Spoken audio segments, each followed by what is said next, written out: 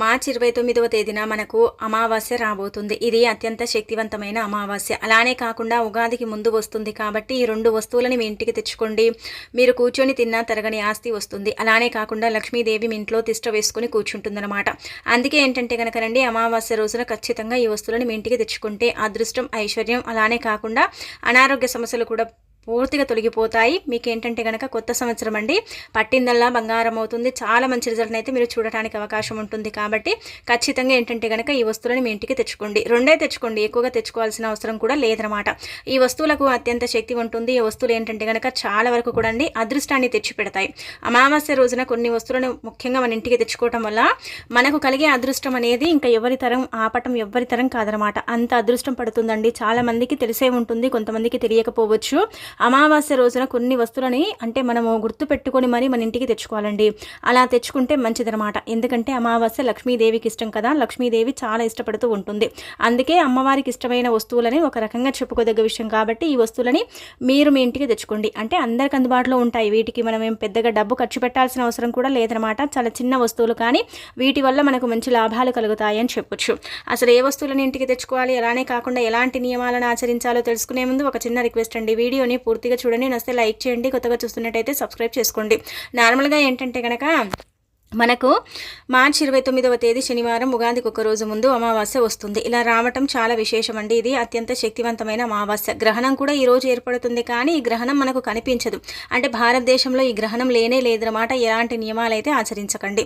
అసలు గ్రహణ నియమాలు పాటించాలని కూడా ఎక్కడ కూడా పురాణాలలో కావచ్చు, లేదంటే కనుక పండితులు కావచ్చు చెప్పటం లేదు. కాబట్టి మనం ఎలాంటి నియమాలు ఆచరించకూడదు. ఈ గ్రహణం అనేది సాయంత్రం ఏర్పడుతుంది. సూర్యుడు సాయంత్రం కనిపించడు కాబట్టి గ్రహణ నియమాలు ఆచరించకూడదని చెప్పటం జరుగుతుందన్నమాట. ఇక అలానే కాకుండా అమావాస్య అంటే చాలా పవర్ ఉంటుంది కదండి.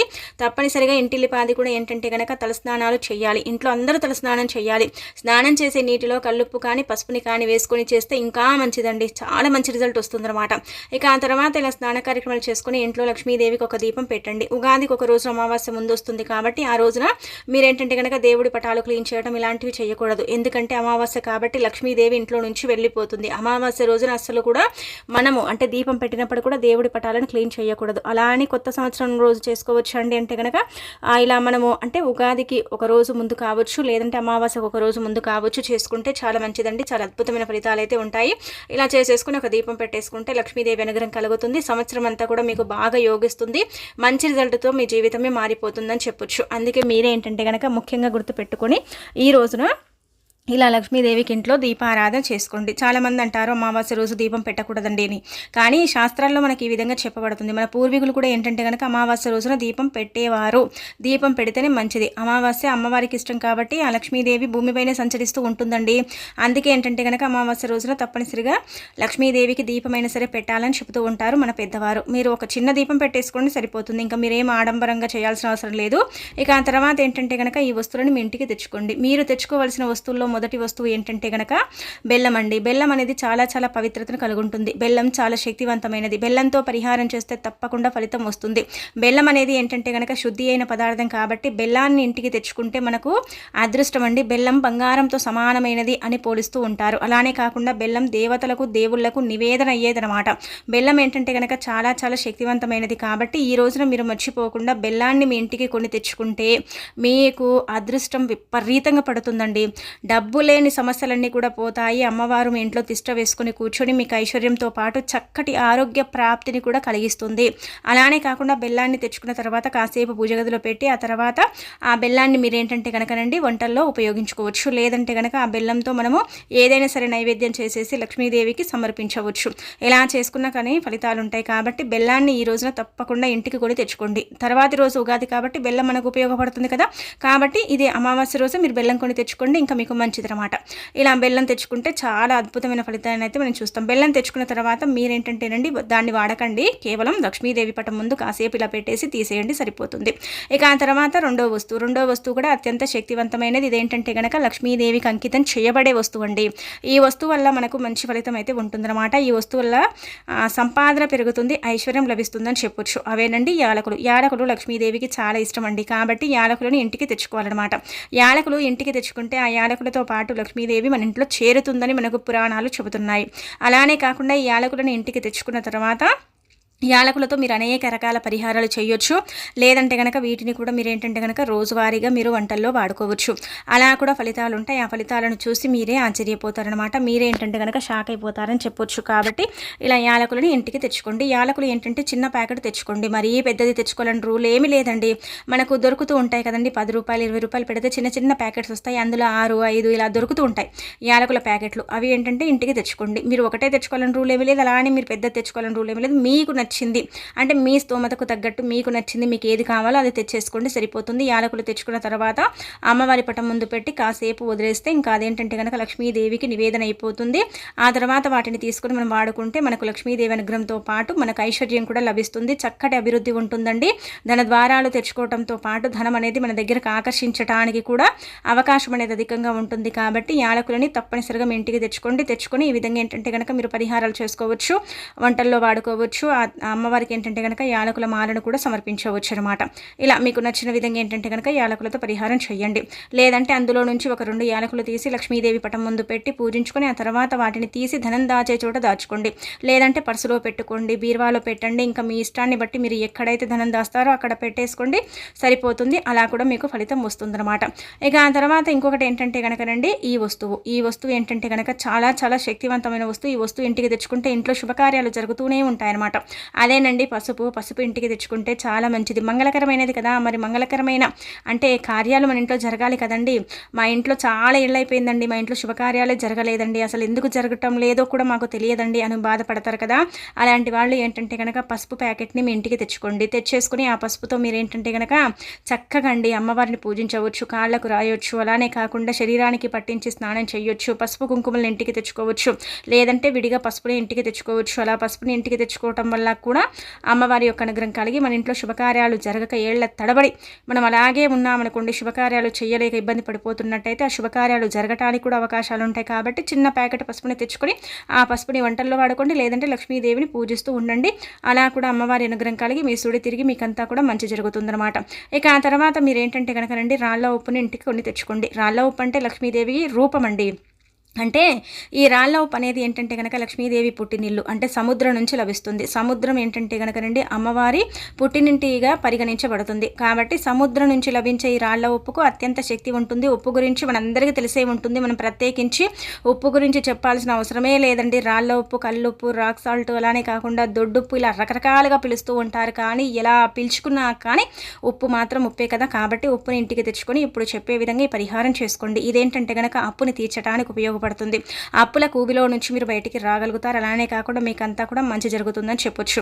అందుకే మీరు ఒక బౌల్ని తీసుకోండి, మట్టి పాత్రని తీసుకోండి. పెద్ద సైజులో ఉండే ప్రమిద ఉంటుంది కదా, ఆ ప్రమిద అంటే ఇలా పాత్రని తీసుకోండి. తీసేసుకున్న తర్వాత అందులో గుప్పెడంత ఉప్పుని పోసేసి అరస్పూనన్ని ఆవాలు, చిటికెడంత కుంకుమ, పసుపు పోసేసి రూపాయి బిళ్ళ పెట్టి అప్పులు తీరాలి, అప్పులు ఇచ్చే స్థాయికి వెళ్ళాలి, జీవితంలో అప్పులు అనేవి ఉండకూడదు అనేసి సంకల్పం చెప్పుకొని ఇదంతా కూడా అమ్మవారి పటం ముందు పెట్టండి. లేదంటే కనుక పూజ గదిలో ఒక ప్రదేశంలో పెట్టేసుకొని మీరు గట్టిగా సంకల్పం చెప్పుకోండి.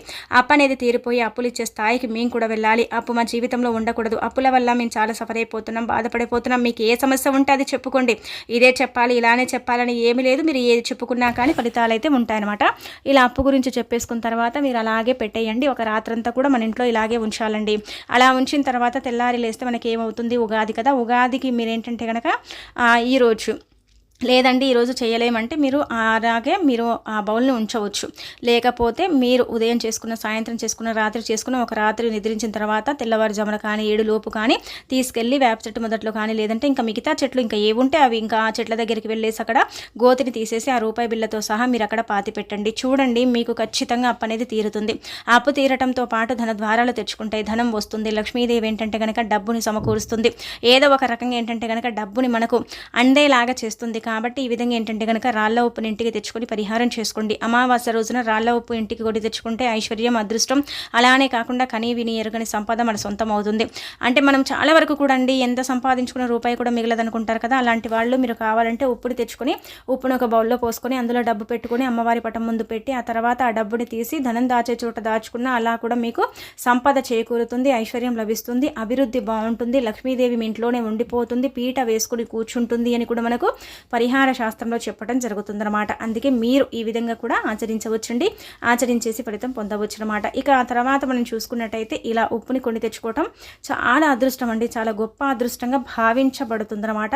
అందుకే ఏంటంటే కనుక ఉప్పుని ఇంటికి ఖచ్చితంగా కొని తెచ్చుకోండి. మీరు ఇక్కడ ఈ విషయాన్ని గుర్తుపెట్టుకోండి. మీరు 4 చెప్పారు, 2 తెచ్చుకోవాలనుకున్నారు కదండి అంటే మీరు 2 తెచ్చుకోండి. మనం 4 చెప్పుకున్నాం, మీకు ఆ 4 ఏవైతే అవసరం ఉంటాయో అవి తెచ్చుకోండి. అన్ని తెచ్చుకోవాలని ఏమీ లేదు. లేదండి అన్ని తెచ్చుకుంటామంటే అలా కూడా మీరు అన్ని తెచ్చుకోవచ్చు. అన్ని తెచ్చుకో మాకు వద్దు అని అంటే మీరు 2 తెచ్చుకోండి, అలా కూడా ఫలితం వస్తుందన్నమాట. ఆ ఫలితాన్ని కూడా మీరు చూసి ఆశ్చర్యపోతారని చెప్పొచ్చు. కాబట్టి ఇలా 2 వస్తువులైనా సరేనండి మీ ఇంటికి తెచ్చేసుకొని పూజ గదిలో పెట్టుకొని పూజించుకోండి. ఎంత నిష్ట నియమంగా అమ్మవారిని పూజిస్తారో ఈ సంవత్సరంలో మీరు పడ్డ కష్టాలన్నీ పోతాయి. మీరు ఈ సంవత్సరంలో పడ్డ దరిద్రాలు కావచ్చు, దిష్టి దోషాలు కావచ్చు, ఇబ్బందులు కావచ్చు, అనుకోకుండా జరిగిన కొన్ని ఘటనలు, సంఘటనలు ఇలాంటివి ఎన్నో మన జీవితంలో ఉంటూ ఉంటాయి. ఇక సంవత్సరం అంటే కనుక మనకు మళ్ళీ కొత్త సంవత్సరం ఉగాది నుంచి ప్రారంభమవుతుంది. కాబట్టి ఉగాదికి ఒక రోజు మనకు అమావాస్య రావటం చాలా చాలా విశేషం అండి.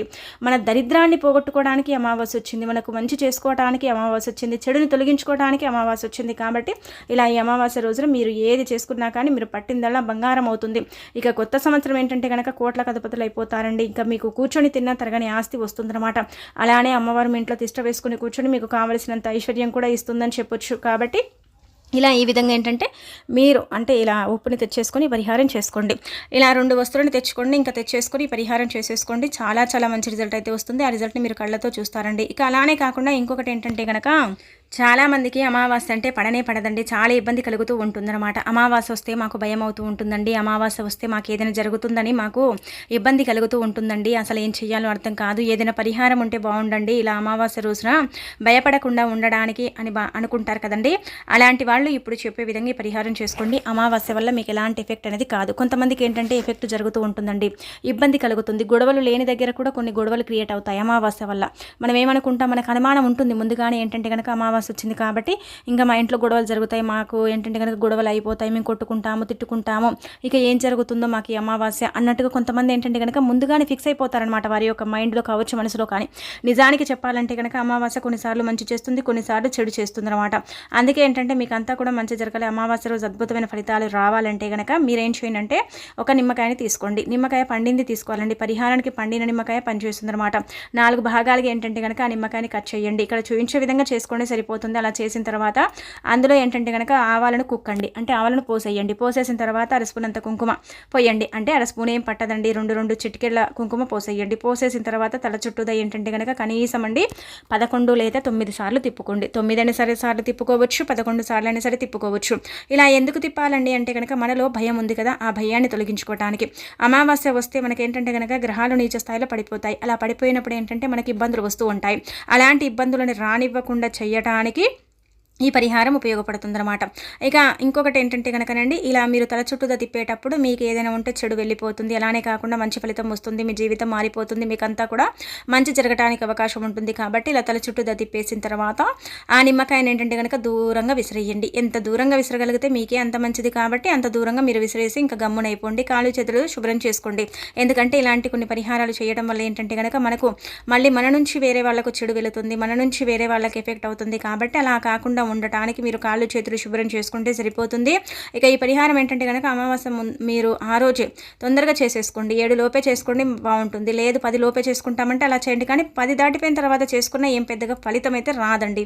అందుకే తొందరగా చేసేసుకోండి. తొందరగా చేస్తే తొందరగా ఫలితం వస్తుంది. అమావాస్య ఏంటంటే కనుక మిమ్మల్ని ఇబ్బంది పెట్టకుండా ఉండటానికి ఉపయోగపడే పరిహారం అనమాట. చాలా చిన్న పరిహారం, ఒక నిమ్మకాయ కదా, నిమ్మకాయలు అందరి ఇళ్లలో ఉంటాయండి. తీసుకున్నామా, పరిహారం చేసుకున్నామా, అక్కడ పడేసామా, గబ్బునైపోయామా, అంతే. ఇంకా అందులో మనం పెద్దగా చేయాల్సింది ఏమీ లేదనమాట. ఇలా చిన్న పరిహారం అండి, ఫలితం ఎక్కువగా ఉంటుంది. ఇక ఆ తర్వాత ఇంకొక పరిహారం చాలా చిన్నదనమాట. లక్ష్మీదేవి రాకను సూచించే పరిహారం అని చెప్పొచ్చు. అందుకే గుమ్మం దగ్గర ఇది అమావాస్య రోజున ఇది చల్లండి. సాయంత్రం సమయంలో ఏంటంటే కనుక లక్ష్మీదేవి భూమిపైనే సంచరిస్తూ ఉంటుంది. ఆ తల్లి మన ఇంట్లోకి రావాలంటే మనం ఖచ్చితంగా గుమ్మం దగ్గర ఇది చల్లాలి. అంటే గాజు గ్లాసులో నీళ్ళని తీసుకుని అందులో 5 చుక్కల అత్తరు, కాస్త పచ్చకర్పూరం పొడి, ఆ తర్వాత చిటికెడంత కుంకుమ, చిటికెడంత పసుపు, చిటికెడంత పచ్చకర్పూరం పొడి కూడా కలపవచ్చు. అత్తరు ఉంటే 5 చుక్కలు, రోజ్ వాటర్ ఉంటే 11 2 చుక్కలు ఇలా కలుపుకోవాలి. 2 లేవనుకుంటే కనుక రోజ్ పెటల్స్ ఉంటాయి కదా, గులాబీ పూల రెక్కలు, అవి కూడా వేసుకోవచ్చు. అలా వేసేసుకున్న తర్వాత నీళ్ళల్లో కలిపేసి ఇంట్లో అలానే కాకుండా గదుల్లో మూలల్లో అలానే తలుపులపైన మన యొక్క సింహద్వారం దగ్గర, అలానే వచ్చేసి మన గడపలు అంటే గుమ్మం, ఎన్ని గుమ్మాలుంటే అంత అంటే అన్ని దగ్గర, అలానే కాకుండా ఇంటి చుట్టూ చల్లే వీలుంటే ఇంటి చుట్టూ, అలానే కాకుండా ఇంటి పైన కూడా చల్లాలి.